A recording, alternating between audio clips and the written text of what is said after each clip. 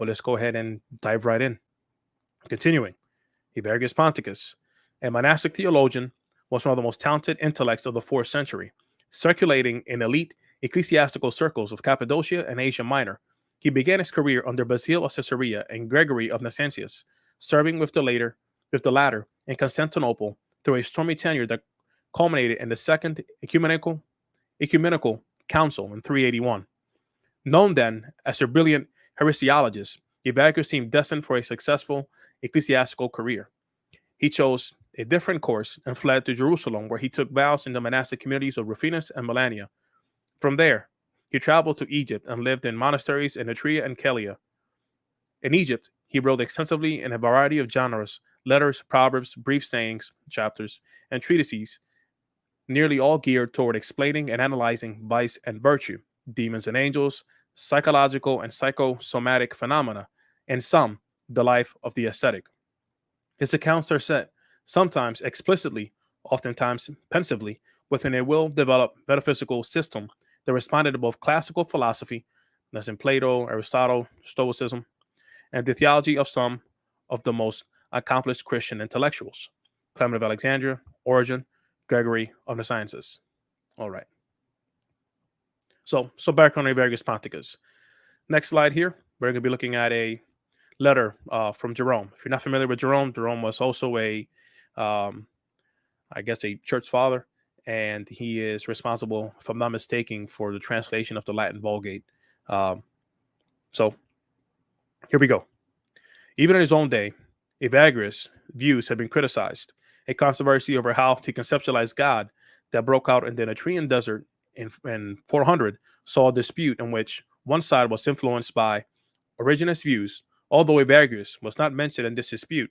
In 415, Jerome's letter 133 accuses Evagrius of being a prominent Origenist and critiques his teaching on apatheia. Now, we'll define what apatheia, I think, in the next slide.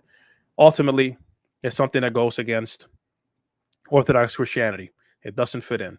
And let's go ahead and look at his letter here. So this is what Jerome had to say. These heretics have affinities with Gnosticism, which may be traced to the impious teaching of Basilides. So this idea of apatheia ultimately has its origins in Gnosticism. Gnosticism is something that theologians and biblical scholars believe that the letters of John, particularly First John, is responding to this idea of Gnostics, right? He is refuting these teachings of Jesus not having a body. So these ideas or teachings that Evagrius is promoting has its origins as Gnosticism. Let's go ahead and continue reading here.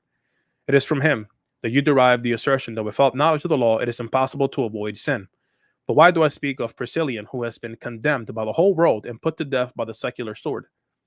Evagrius of Ibera in Pontus, who sends letters to virgins and monks, and among others to her, whose name bears witness to the blackness of her perfidy, has published a book of maxims on apathy, or as we should say, impassivity or imperturbability, a state in which the mind ceases to be agitated and, to speak simply, becomes either a stone or a god. His work is widely read in the East, in Greek, and in the West, in a Latin translation made by his disciple Rufinus. He has also written a book which professes to be about monks and includes in it many not monks at all, whom he declares to have been Origenists, and who have certainly been condemned by the bishops. I mean, Ammonius, Eusebius, Euthemius, Evagrius himself, Horace, Isidorus, and many others whom it will be tedious to enumerate. Now, why does it matter that Jerome calls Evagrius a heretic, right? Why does that matter? Well, Jerome was someone as a prominent figure, and it's not just him that says it. As we continue reading, we see that he's, actually I said it in the last slide as well, but a council condemned his teachings, right? It's not just one guy, it's a group of believers who are having this conversation. Hey, listen, these teachings are contrary to what the Word of God has to say. The Word of God is our standard. Everything has to be measured up against that.